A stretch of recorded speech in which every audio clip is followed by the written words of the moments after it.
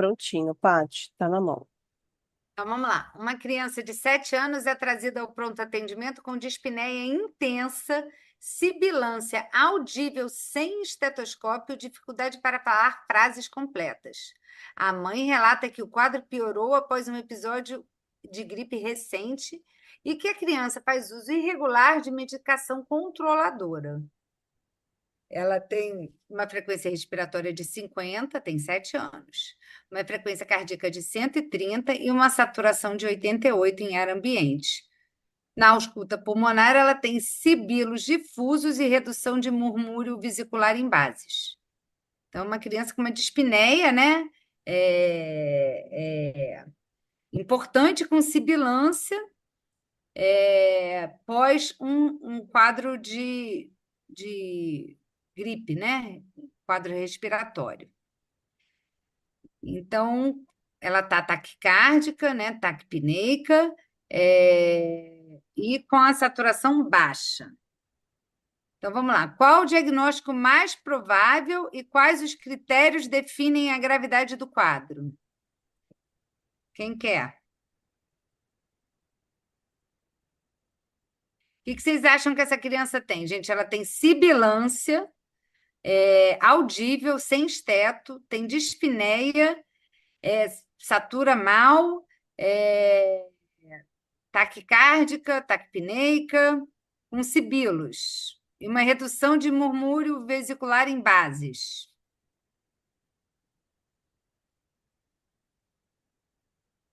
E aí? Alguém?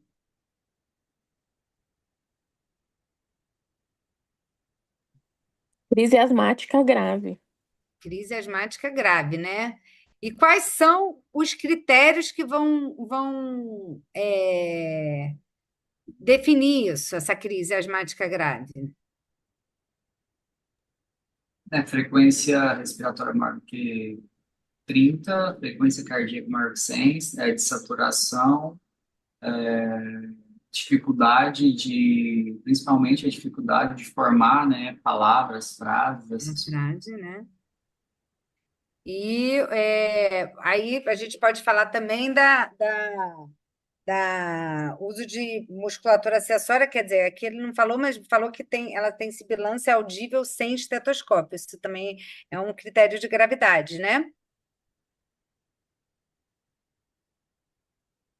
Então vamos lá. Cite 5 condutas terapêuticas imediatas nesse caso.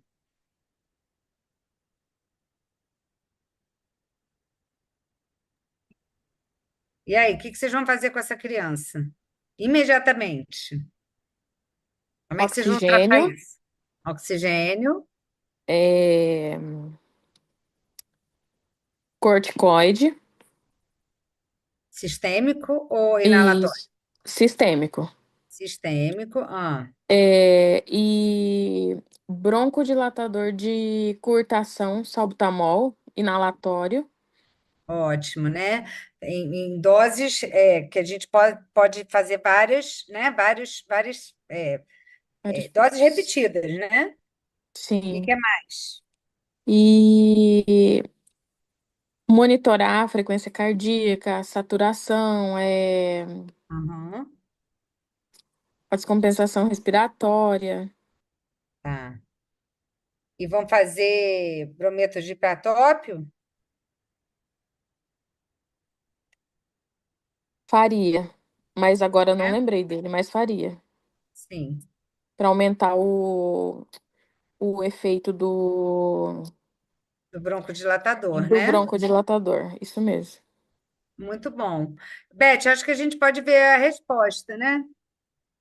Das A duas. aham, tá, deixa eu já colocar aqui. Esse aqui tá bem pequenininho, vou ler aqui para vocês. Então, a gente tem uma crise asmática grave. Os critérios de gravidade que ele está colocando aqui: dispneia intensa, com dificuldade para falar frases completas. A frequência respiratória maior de 30, a frequência cardíaca maior de 120, saturação de oxigênio menor que 90, e o uso de musculatura acessória ou sibilos audíveis sem esteto. Então, ele pede qual o diagnóstico e quais os critérios que vão definir a gravidade. Então, Tem que citar, dar o diagnóstico e citar os,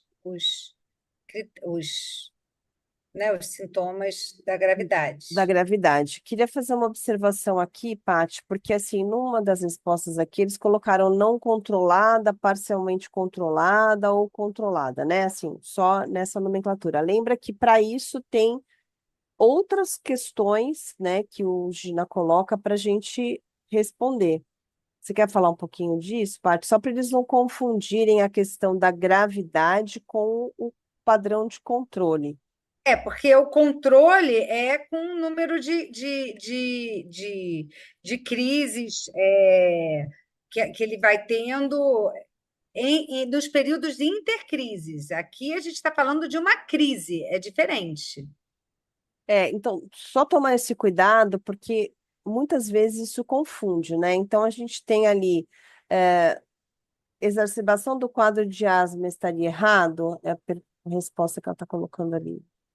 Mas aí a gente tem que classificar qual é a gravidade, né?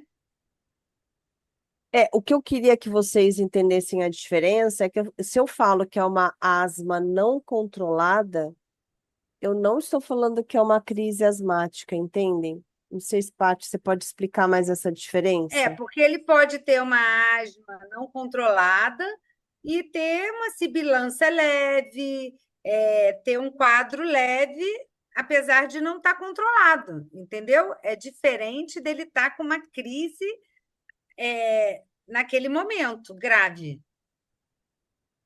Entenderam a diferença?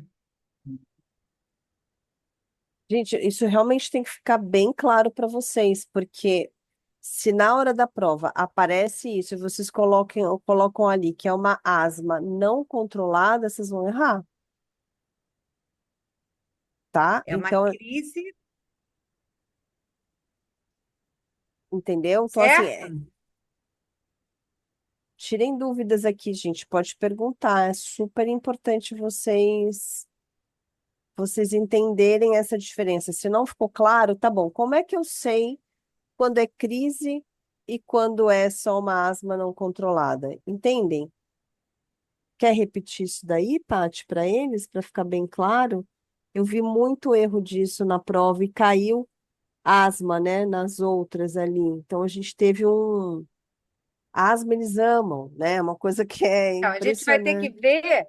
ver qual é a frequência dos sintomas, se os sintomas são noturnos, se ele acorda à noite, se ele é mais de uma vez por semana, ou se são menos de 2 vezes por semana, para a gente poder escalonar e fazer o passo a passo ali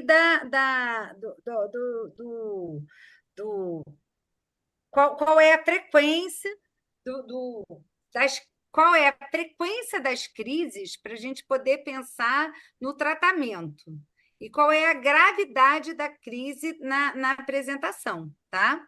Isso, tem até, gente, aquele mnemônico que é o delícia, né? Com S, é uma delícia controlar a asma. Então, o D, que a gente tem ali de despertar noturno, né?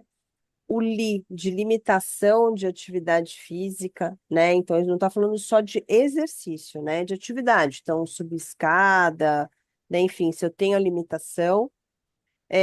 O que que eu tenho como sintomas diurnos, né? Quantas vezes, que é isso que a Paty falou, eu tenho mais do que 2 vezes isso numa semana, e o quantas vezes eu uso a medicação de alívio, né? Para esses momentos ali de crise que eu tenho. Então, isso é para a gente falar do controle da asma. É super importante vocês separarem isso direitinho, que é diferente dessa crise asmática que ele teve. Então, é importante vocês tentarem rever isso. O que que é a crise, né? Então, ele está colocando ali, é uma dispneia intensa, né, que vai caracterizar essa crise, que aí eu vou ter exatamente esses critérios que tem ali. Exacerbou, secundária provavelmente é um quadro respiratório, mas poderia ter sido ao entrar em contato com um, um alergeno, né? Foi numa obra, foi para uma casa fechada, né? Mudanças climáticas, exercício, às vezes, né? Enfim, tem várias coisas que podem exacerbar a asma e provocar a crise, né? Então, ele está numa crise asmática grave. A Laís está perguntando, Paty, se ela pode colocar exacerbação de asma grave. Eu acho que não. A gente tem que falar que é uma crise, porque a gente não sabe, na verdade, se a classificação dele vai ser como uma asma grave, né? Ele está com uma crise de asma grave no momento, mas ele pode, de repente, não ter tantos sintomas lá nos TEPs, né? Então, eu acho que tem que botar crise asmática grave. Eu acho que tem que ser essa a, a, a- O o, diagnóstico. o diagnóstico.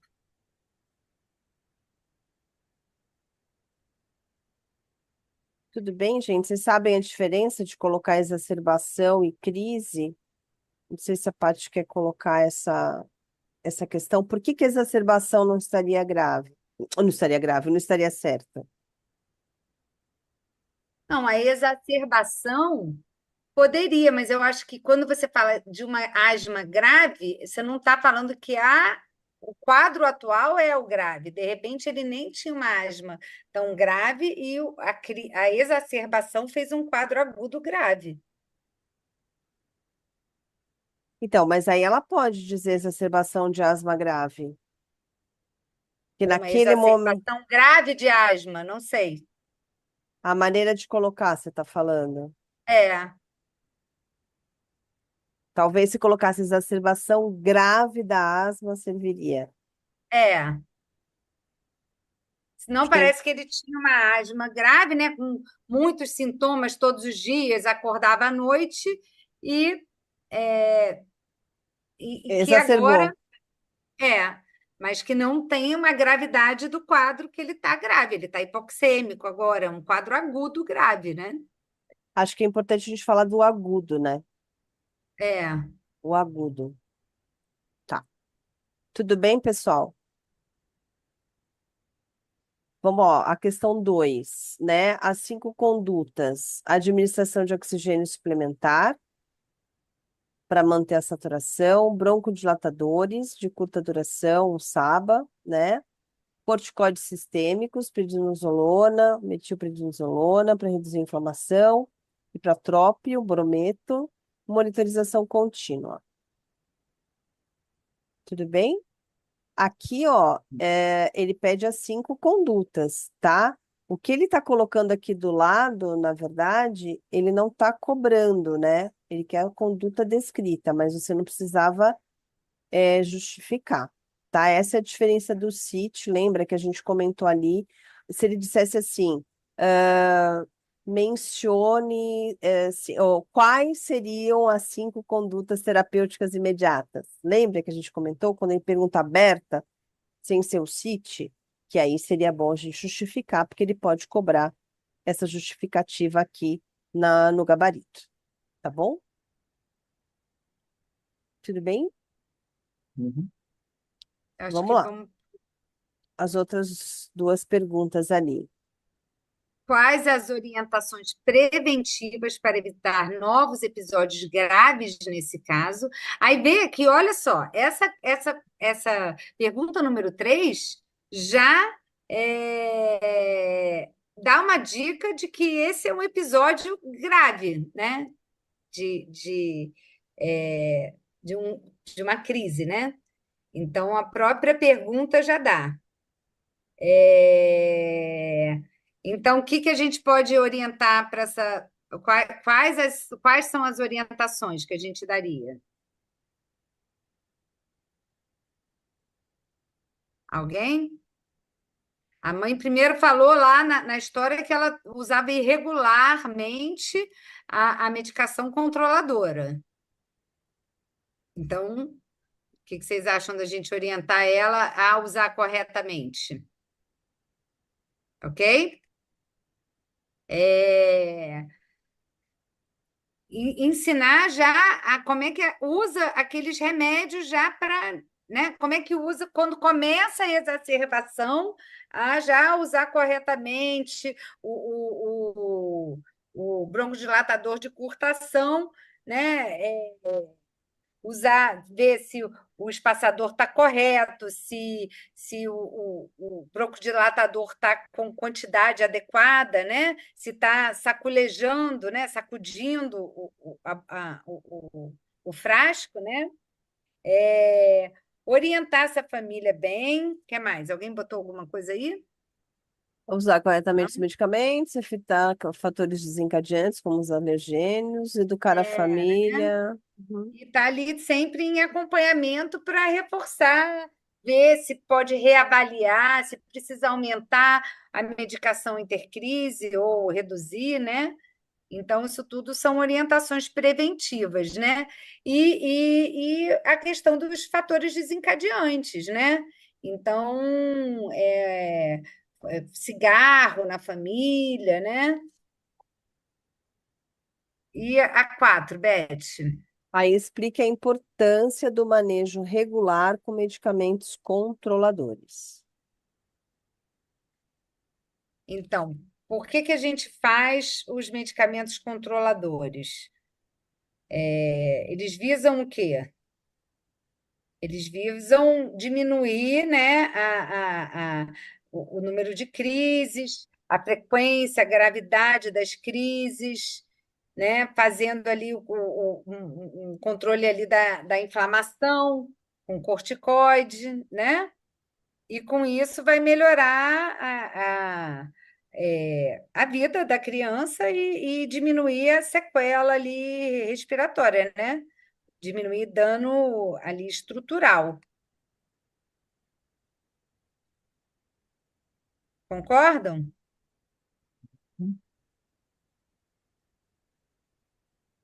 Tá, vamos ver o que que tem na, não, o que que a gente tem ali na resposta. Então, vamos lá. Para as orientações preventivas, né, para novos episódios graves. Então, o uso regular da medicação, que na verdade já vai depois falar da questão 4, né? A educação em saúde, ensinar a família sobre o manejo, né? Como é que ela faz isso, o uso de espaçador, que é uma coisa que a gente acaba vendo que eles não usam tanto, né? Não usam corretamente. Plano de ação individualizado, fornecer um plano escrito com orientação para ajuste de tratamento em crises. Evitar os fatores desencadeantes, que é a exposição aos alérgenos que a gente comentou ali. E a consulta regular com o especialista, acompanhamento periódico, enfim. E o que que a gente tem no item 4?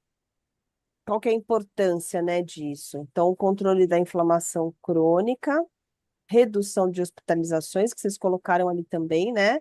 Melhora de qualidade de vida e prevenção de remodelamento de vias aéreas. Alguma dúvida aqui que vocês gostariam de discutir um pouquinho mais? Melhorar a qualidade de vida, prevenção de exacerbação. Uhum. Tem a vacinação ali que não está constando, né? Orientações preventivas. Ele colocou vacinação ali, Pati. O Neilton, Eu né? acho que poderia ser também a vacinação para influenza, para Covid, né? Que são causas de exacerbação de asma. Acho que poderia ser uma resposta, sim. Hum. Ok. Como é que ficou aqui de dúvida, pessoal? Dúvida de interpretação, dúvida de resposta, de qual a melhor resposta para dar nesse caso? Que Doutora, eu vo- tenho uma dúvida. Como fica a questão do. Viu que você disse usava para resgate? Como ficou aquele que é o formoterol com corticoide inalado? Não, aí para resgate você vai usar só o SABA, né? O corticóide vai ter que ser sistêmico no momento do resgate, né? O broncodilatador de curta ação você vai usar inicialmente no resgate, se não deu conta, você vai ter que fazer o corticoide sistêmico, e aí vai ter que rever depois da crise se você vai ter que aumentar o corticoide ou não, tá? Eu entendo. Muito obrigado. Controla a inflamação que existe na asma, risco de hospitalar. Aham. Ok, pessoal, aqui. Uhum. Me preocupou um pouquinho ali a questão do diagnóstico, tá? Da questão de exacerbação e crise asmática, que eu acho bom vocês darem uma olhada nisso. Aí, se vocês ainda ficaram com alguma dúvida, a gente pode até rever, né, Paty? Dar uma olhada Sim, ali sim, na para. próxima aula a gente faz um quadrinho, talvez, né? Eu acho que a gente tinha um quadrinho de um caso que a gente teve mostrando as diferenças. Para a gente falar de crise, né? Assim, principalmente dessa questão de nomenclatura, que pode facilitar para vocês na questão, para vocês se colocarem ali. Eu acho que acho que é importante. Doutora, Oi. eu estou um pouco de dificuldade nessa questão de asma também. Eu poderia falar, né? Eu pensar que existe a classificação da asma, né? E aí vai leve, moderado e grave, cada um com os seus sintomas específicos. E a exacerbação seria a piora aguda desses sintomas, independente da sua classificação, correto? Exato. Tá. No caso, pode haver exacerbação no grau leve, exacerbação no moderado e no grave. Você pode ter uma exacerbação leve que já só com broncodilatador ali de curtação em casa, ele já resolve. E Sim, os mais graves, e isso sim. é diferente de quanto que ele precisa e de Uhum. qual é a frequência dos sintomas dele para classificar a asma. Tá bem, obrigado. Eu acho que é importante ficar na questão de gravidade e controle, né? Sim. Acho que isso que é importante também rever, que é uma das coisas que a gente percebe ali na correção, que muitas vezes é onde vem a dúvida, tá? Ok? Certo? Vocês querem Semana comentar? que vem tem mais, gente. Qualquer coisa, vocês mandem as dúvidas pela Beth, que ela me passa e a gente vê junto, né? Sim, assim que eu subir, né, aqui essa aula, vocês vão rever os casos, vão dar mais uma olhada, vamos rever, porque assim, a gente escolheu aqui temas recorrentes, né? Claro que a gente vai ver aí ao longo dos nossos 30 encontros ali, temas que não são às vezes muito recorrentes, mas que têm uma interpretação de texto às vezes relevante, tá? Então, importante de vocês colocarem aqui as dúvidas. Agora, só para a gente fechar. Lembrando, gente, que o nosso curso é para vocês treinarem discursivas. Então, é importante vocês treinarem pelo menos 5 discursivas por dia. O que que eu quero dizer? Não é vocês estudarem o tema, é treinar o cansaço mental. Então, vocês vão colocar lá um tempo, um cronômetro, vão escolher 5 estações, 5 discursivas, que vocês colocarem ali. Eu vou fazer essa, uma seguidinha da outra, para que vocês treinem esse cansaço. Ai, Beth, mas eu não fui bem, eu errei, eu não... Aí tudo bem, vai ficar na listinha para vocês estudarem aquela matéria. Mas vocês precisam acostumar o cérebro de vocês com esse cansaço mental, porque ela é feita à tarde de uma prova que de manhã vocês já ficaram 5 horas fazendo 100 questões. Então, esse cansaço que vocês têm ao longo desses 60 dias que a gente tem aí até a prova, para treinar muita discursiva, vai fazer com que o raciocínio de vocês fique aguçado mesmo cansado, tá bom? Então, é importante vocês se programarem aí no tempo de vocês para fazer essas questões. Na prova, vocês têm 4 horas para fazer 5 questões, tá? Não precisa treinar com essas 4 horas, é até bom que vocês façam rapidamente isso, né? E aí vocês usem depois um tempo maior para estudar o tema em si. Mas o fato de vocês tentarem redigir, treinar a interpretação, o que que essa questão pede de mim, como é que eu escrevo, treinar a grafia, principalmente para quem não é nativo no português, é esse treinamento que é importante nessa reta final aqui para vocês também, tá? Caprichar Então, na letra. muito bem lembrado, Paty. Olha só. Muitos dos recursos que a gente pega têm uma letra muito ruim, tá? A banca não entende a resposta, dá zero. Dá zero, gente. E aí você entra com recurso e fala, bom, mas eu escrevi. Tá, mas eu não entendi o que você escreveu. Não consegue deferir aquele recurso. Então, tomem muito cuidado com a grafia, né? Então, assim, tentem escrever. Como tem tempo, tá? Tem aí uma média de 40 minutos para questão.